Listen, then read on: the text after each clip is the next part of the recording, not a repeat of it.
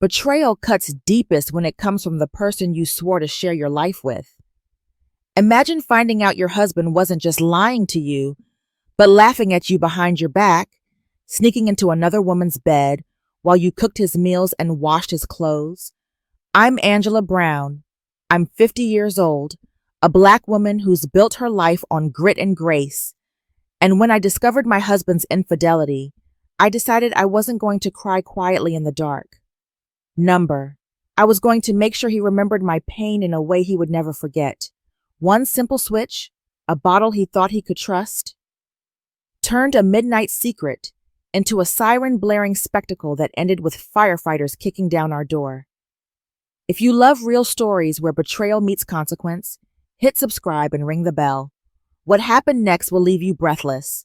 I used to say my marriage to Marcus was proof that slow love could still bloom. We'd met in our 30s at a charity banquet I helped organize through my sorority alumni chapter. He made everyone laugh that night. Smooth as butter, charismatic, the kind of smile that looks good in photos, and even better in the morning light. For years, we were the couple people pointed to. Steady, solid, grown folks love. But one truth about steady things, sometimes they crack so quietly you don't notice until you're standing in the rubble, wondering when the first fracture formed. It started as a feeling, slippery, like a song I couldn't place. Marcus began working late, the kind of late that came with cologne I didn't buy and showers that ran just a little too long. He guarded his phone like it contained state secrets. The man who used to leave his phone charging on the kitchen counter suddenly kept it face down, inside his pocket, even when we watched TV. I talked myself out of it. I'm not 25. I don't play detective. I have a career, a grown daughter living her life, and knees that tell me when the rain's coming. I refused to be the woman pacing her house, inventing ghosts, so I chose faith, until faith ran out. The spell broke on a Tuesday, laundry day. I was folding his slacks when a small white paper slid out of the pocket and fluttered to the floor. A receipt. Maple Crest Sweets. One night. Cash. My hands went cold. The room tilted, cotton humming in the dryer, a thrumming sound that made my heart trip over itself. I stared at that paper so long, I memorized the timestamp, 11:42 p.m. last Friday. I had been at home making sweet tea, setting aside a plate for him like a fool. When Marcus came home, he kissed my cheek and asked what was for dinner. That simple, that cruel. I watched him loosen his tie with those hands I used to trust, and something inside me, something that had survived my mother's warnings and the first hard years of marriage, went still. Long day? I asked, voice steady like I practiced it. Clients always want more, he said, licking a thumb to scroll his phone. You know how it is. I do, and I knew I wasn't going to get the truth by asking for it. Men like Marcus don't confess. They trip. 2 nights later, I, accidentally, picked up his phone along with mine. He lunged like I'd snatched a baby from a ledge. That's mine, he snapped. Then he forced a laugh. Sorry, Ang. Work stress, sure. That's when I started watching. Not the frantic kind of watching, but the kind that looks like calm. I noted what he carried in his gym bag, what he tucked into his nightstand, what he thought I wouldn't see. I cleaned around his secrets like a museum custodian. And then there it was, behind his socks, half hidden in a shoebox, a small, discreet bottle with a label that made my stomach tighten. Not ours, not something we'd bought together, something for those nights I didn't know about. I held it in my hand and felt the temperature of the room change. Betrayal has a sound, a low, electric hum under your skin. And I heard it then. I thought about all the ways women repay pain. Sliced tires, bonfires of clothes in the driveway, public humiliation. I'm 50. I believe in consequence, not chaos. But as I stood in our bedroom, bottle in one hand, wedding band on the other, my phone buzzed with an old group chat, a thread with my girlfriends I'd muted when life got busy. I scrolled, half dazed, and a message from months ago caught my eye. Girl, I saw on Reddit somebody swapped a cheater's lube for glue. That man learned today. I stared at that sentence until the letters rearranged themselves into a plan. I put the bottle back exactly where I found it, every angle matching, every sock restored like a prop master. Then I washed my hands and looked at my reflection. A black woman who had carried a family on her back, who had made a home out of thin air, who had earned peace. My mother's voice rose up from a memory. Make them feel it, baby. Just enough to remember you. That night, Marcus snored soft beside me, oblivious as a child.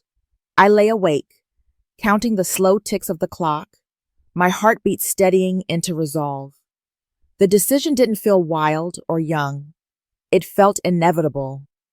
Tomorrow, I thought, I would buy the one thing he'd never expect, and he would never forget. The next morning, I poured my coffee like always, added 2 sugars and a splash of cream, and sat at the kitchen table pretending to read the newspaper. Marcus had already left for work, whistling as he locked the door behind him like a man with nothing to hide.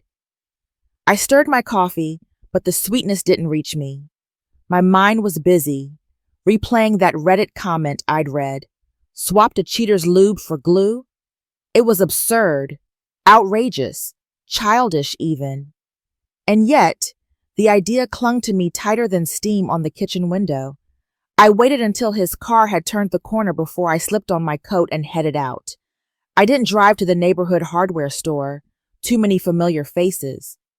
Instead, I went 3 towns over to a place big enough that no one would notice a 50-year-old black woman browsing the adhesives aisle with a steady hand and a storm in her chest. The store smelled of cut lumber, metal shavings, and paint thinner. Fluorescent lights buzzed overhead, and my shoes squeaked against the polished floor. When I reached the glue section, I stopped. There were rows of them: wood glue, super glue, construction adhesive, even glitter glue for children's crafts. My eyes landed on a thick bottle labeled industrial strength. The words bonds instantly were printed in bold red letters across the front. I picked it up, the weight heavy in my palm. This wasn't some school project glue. This was the kind of adhesive that could hold steel beams together. My throat went dry. Did I really want to do this? Could I? But then I thought of the receipt, the smirk, the way Marcus looked me in the eyes and lied like it cost him nothing. Rage and heartbreak braided themselves together in my chest. I walked to the register and set the bottle down with the calm of a woman buying light bulbs. The cashier, a teenager with chipped blue nail polish, barely looked at me. "Find everything okay, ma'am?" "Everything I need," I said. And for once, I meant it. The drive home was a blur of traffic lights and radio chatter I didn't hear. I placed the glue under the sink, behind the cleaning supplies where Marcus never bothered to look. That night, I cooked dinner as usual, meatloaf and green beans, listening to him tell me about a conference call he'd taken. I smiled, nodded, passed him the ketchup, all while my mind was racing with the plan I decided to carry out. Over the next few days, I studied his habits carefully. Marcus was a creature of routine. He kept that discreet bottle tucked behind his socks, pulling it out only when he thought I was asleep or out of the house. He'd never noticed a swap if I timed it right. One Thursday evening, he announced he had to work late again. I kissed his cheek, told him to drive safe, and watched from the window as he pulled out of the driveway. The second his tail lights disappeared, I moved. I opened his drawer, heart pounding, and lifted the shoebox. There it was, the bottle, smug as a secret. My hands didn't tremble. Not this time. I unscrewed the cap, poured the contents down the drain, and rinsed it clean.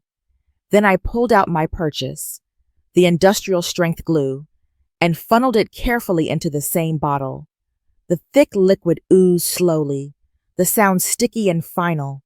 When it was full, I screwed the cap back on, wiped the rim, and set it down exactly as I'd found it. The socks went back in neat rows. The shoebox slid back into place. Not a trace of disturbance. I stood there for a long moment, staring at the drawer as if it might speak. My heart was loud in my ears, but beneath it was something else, a steady drumbeat of satisfaction.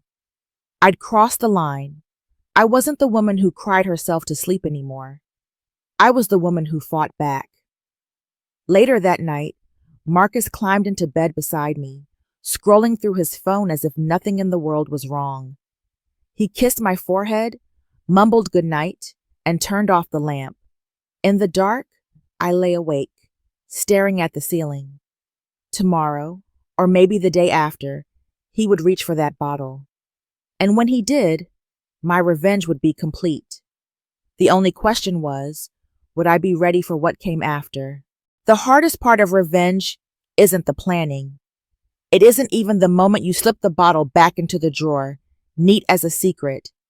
The hardest part is the waiting. For 3 days, I lived inside the kind of silence that makes your bones ache. Every time Marcus brushed past me in the hallway, every time he kissed me goodbye, I wondered if that would be the night he reached for it. My body buzzed with tension, like a violin string stretched too tight. On Saturday evening, the answer finally came. He told me he was going out for drinks with a client. His voice was casual, but I noticed the cologne, too heavy for a simple drink, the same one that clung to his shirts when I found that hotel receipt. "Don't wait up," he said, keys jingling in his hand. "I won't," I replied, smiling like butter wouldn't melt in my mouth. The door clicked shut and I sank into the couch, heart thundering. This was it. I could feel it in my chest, the way the air shifted before a storm. I didn't follow him. I didn't need to. I had done my part. Now all I could do was wait. I turned on the TV as some crime drama flashing blue and red across the living room, but I couldn't focus. My ears strained for every distant sound, a car engine, a siren, anything. My hands shook as I poured myself a glass of wine, the liquid sloshing too close to the rim. Hours passed. The house felt too quiet, the clock too loud. Midnight came and went, and then, just before 2 a.m, my phone buzzed on the coffee table. An unknown number. My stomach flipped. I hesitated, then answered. "Mrs. Brown?" a man's voice asked. "This is Officer Jenkins with the city police." "I need to confirm. Are you the wife of Marcus Brown?" My grip on the phone tightened. "Yes. Why? What happened?" "There's been an incident," he said, his voice careful. "Your husband and another individual required emergency assistance. Firefighters were dispatched to the Maple Crest Suites. They'll both be transported to County General Hospital." I pressed my free hand to my chest. Firefighters. Hospital. My plan had worked, maybe too well. "What kind of incident?" I asked, though part of me already knew. The officer cleared his throat. "Ma'am, I think it would be best if you came down to the hospital. Your husband will be treated and questioned there." My head spun. I hung up, staring at the wine glass on the table, the condensation sliding down its side. I had imagined humiliation, panic, maybe some frantic scrambling. But firefighters? A hospital visit? This was bigger than I pictured. Still, a cold wave of satisfaction spread through me. Marcus wasn't out charming another woman tonight. He was tangled in consequences, exactly where he belonged. I grabbed my purse and keys, my movement sharp and deliberate. My reflection in the hallway mirror caught my eye. A 50-year-old black woman with lines of strength on her face, shoulders squared like armor. My mother's voice echoed again. "Make them feel it, baby. Just enough to remember you." As I drove through the empty streets, streetlights flickering gold across the windshield, I rehearsed what I might say when I saw him. Would I gloat? Would I stay silent? Would I let him see that I knew everything? The hospital loomed ahead, glowing sterile white against the night. I pulled into the lot, parked, and sat with the engine ticking down. My pulse beat against my throat. This was it. The moment Marcus would see that the woman he betrayed wasn't weak, wasn't blind, and wasn't done. I stepped out of the car, heels clicking against the pavement, and walked toward the automatic doors. Inside, the nurse at the desk looked up, her face neutral but her eyes curious. "Name?" she asked.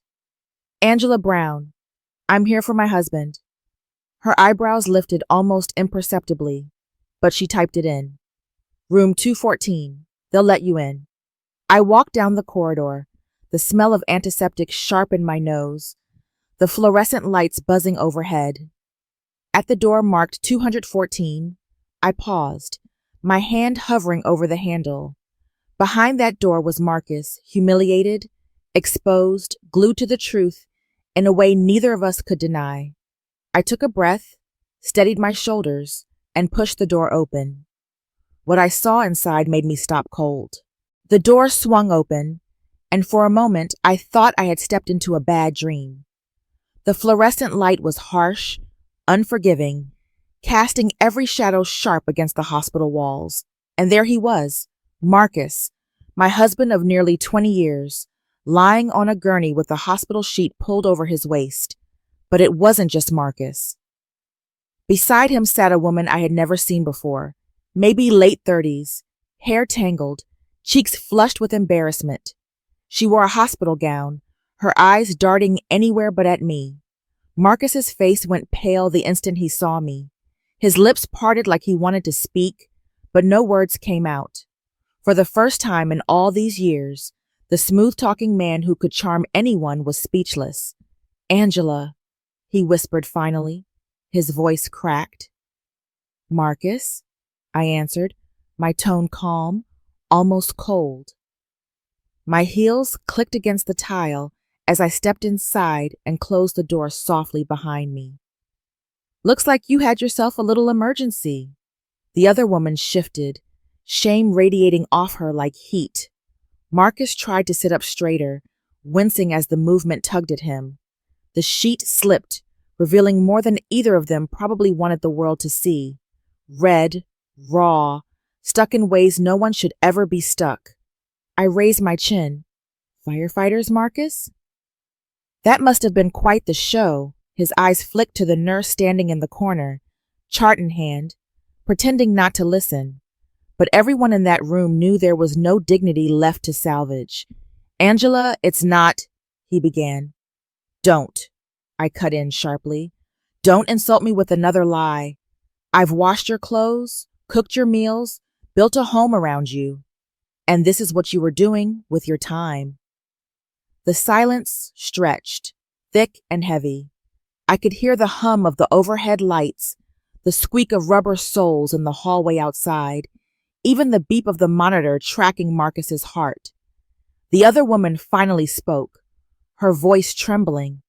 I didn't know he was married." I turned to her, meeting her eyes for the first time. "Sweetheart, that makes two of us, because the man lying there isn't the husband I thought I had." Her eyes welled with tears, and she turned away, unable to face me.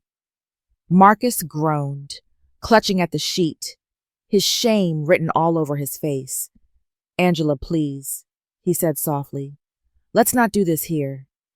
I let out a bitter laugh. "Not do this here? You mean not in front of the nurses? Not in front of your little side project?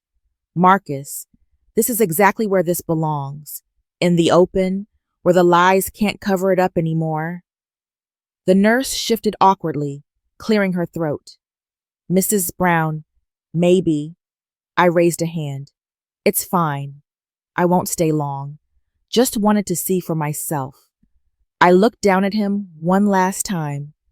at the man who once promised to love me until death, now reduced to a cautionary tale wrapped in hospital sheets. You thought you could betray me and walk away without consequence, I said, my voice steady. But actions have a way of sticking, Marcus. Just like glue. His face flushed crimson, a mix of anger and humiliation. He opened his mouth, but before he could speak, the door creaked open again.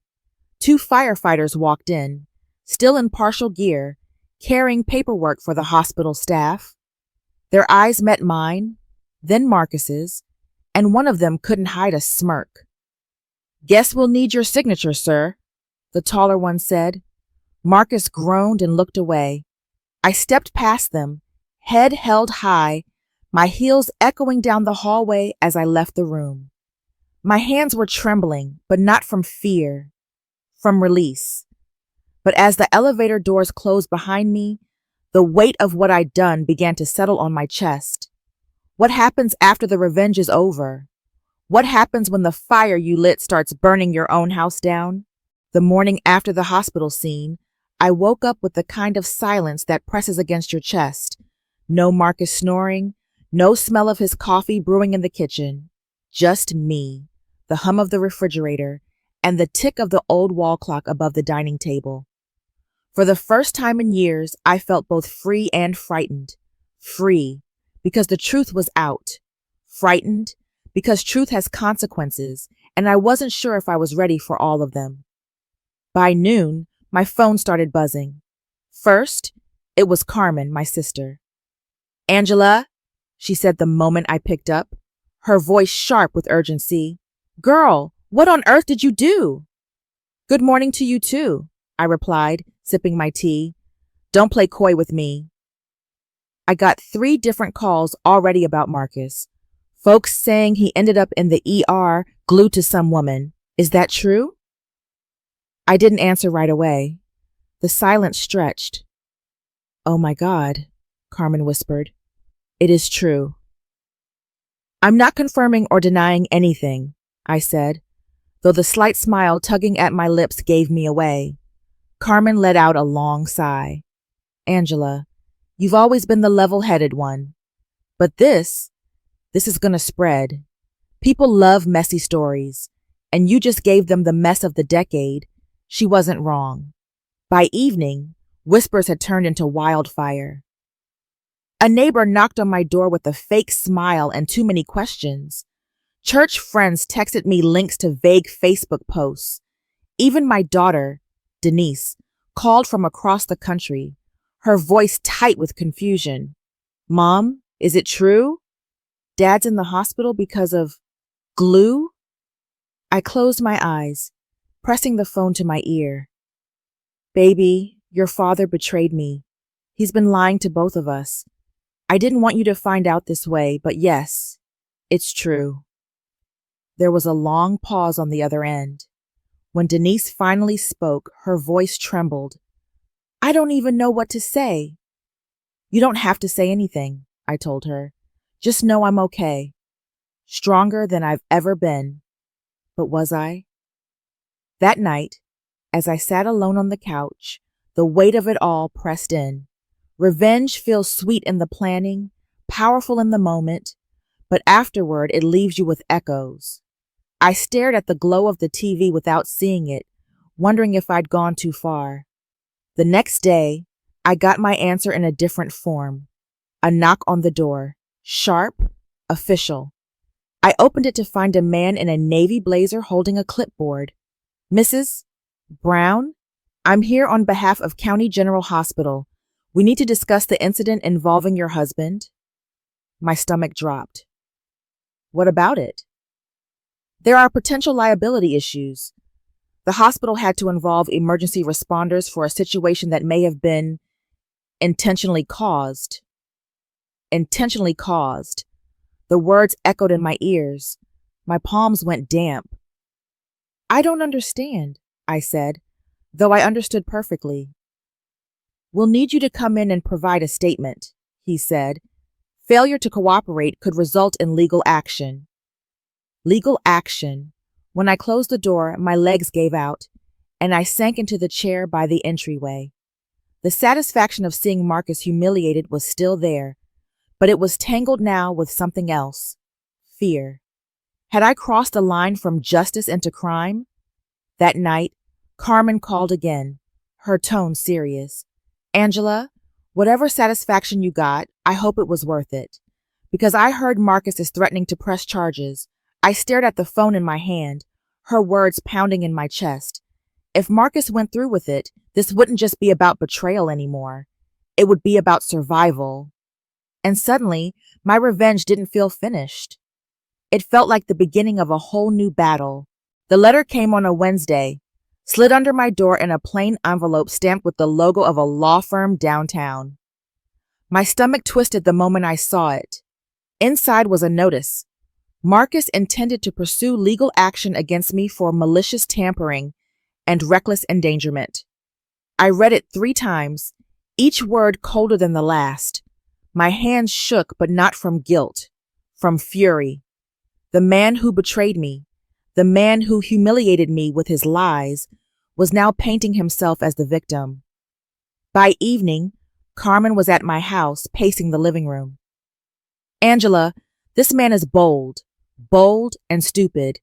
He cheats on you, gets himself glued up in a motel room, and now he wants to sue you?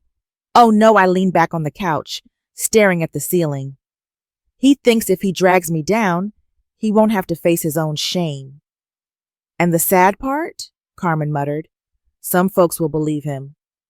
People always twist a story when a woman finally fights back. She wasn't wrong. The gossip around town had already shifted. Some whispered admiration, others disapproval. At church, a few women gave me knowing nods, but others looked away, as if my actions made me contagious. That night, I got another call from Denise. Her voice was tight, wounded. Mom, Dad says you tried to ruin his life. He says he could have been seriously hurt. My heart cracked a little. Baby, he's trying to manipulate you. He's embarrassed, and instead of admitting what he did, he's putting it all on me. I don't know who to believe, she said, her voice breaking.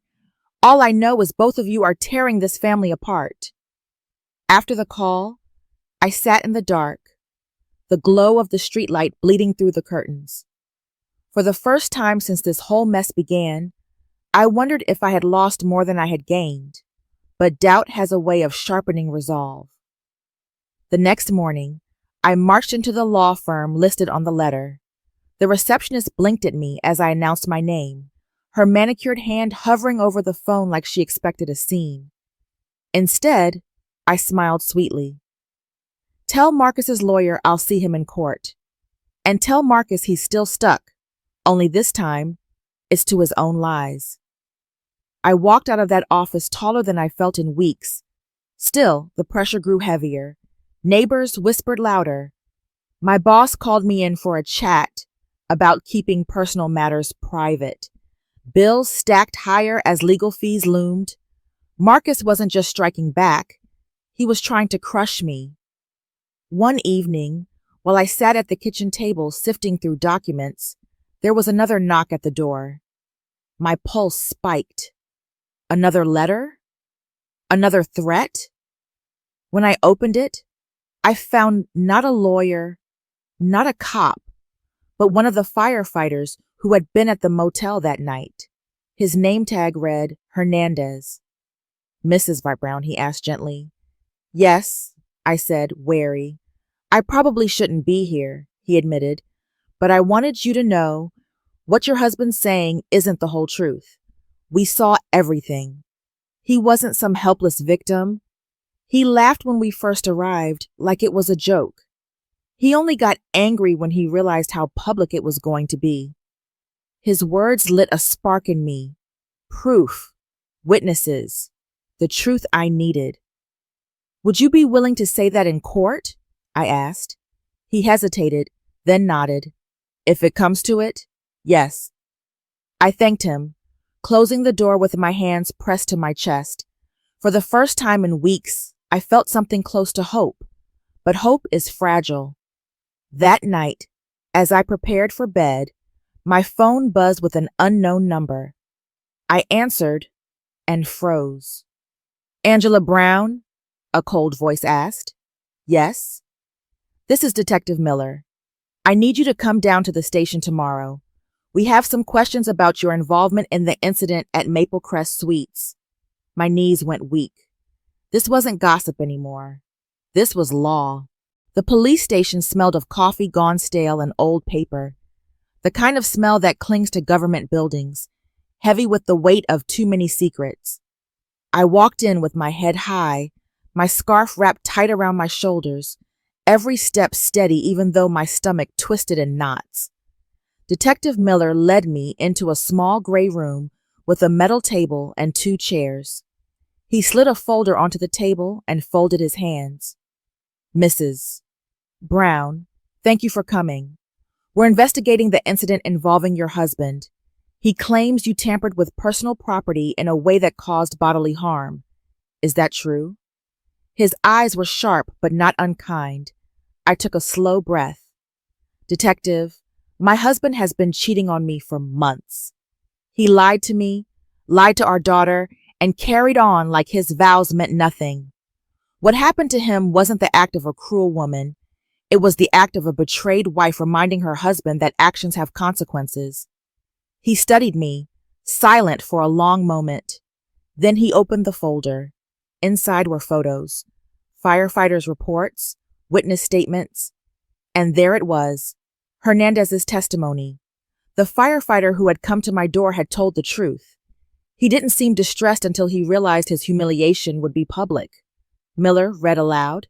He laughed when first responders arrived. I leaned back in my chair, relief washing through me. So you see, Detective, Marcus isn't the victim here. He's just embarrassed the world found out what kind of man he is. Miller closed the folder. Legally, this case is a gray area. Was it reckless? Yes. Was it malicious? Hard to prove given the circumstances, especially with testimony painting your husband as complicit in his own situation. My advice? Lawyer up just in case. But off the record, he leaned closer. If more men thought twice about betraying their wives, maybe my caseload would be lighter. By the time I left the station, the knot in my stomach had loosened. I wasn't completely safe, but I wasn't trapped either. Marcus could push, he could lie, he could sue, but I had truth on my side, and that was stronger than fear. The days that followed were tense but revealing. Marcus tried to smear my name, but the more he talked, the more foolish he looked. Our daughter Denise eventually called again. Mom, she said softly, I didn't want to believe either of you, but seeing how Dad's acting, I know now who's been lying. My chest tightened, tears filling my eyes. I never wanted to drag you into this mess, baby. But I'm glad you see the truth. As weeks turned into months, the scandal faded. People found new gossip, new stories to whisper about. Marcus filed for divorce, and I signed the papers with steady hands. The marriage was gone, but my spirit wasn't broken. If anything, I felt stronger. One evening, I stood at my kitchen window, watching the sunset behind the rooftops. The sky blazed orange and purple, a reminder that endings can still be beautiful. I thought about everything I'd endured, the lies, the humiliation, the fear. And then I thought about the moment I chose not to be silent. Sometimes, revenge doesn't fix the past, but it frees you from it. I turned away from the window, a faint smile touching my lips. For the first time in a long time, I felt like myself again.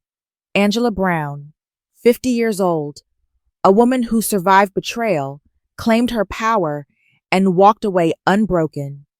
Because when you've been lied to, dismissed, and underestimated, the sweetest victory isn't just revenge. It's knowing you still have the last word. If you've ever felt betrayed, or if you fought to reclaim your dignity when someone tried to take it away, share your story in the comments.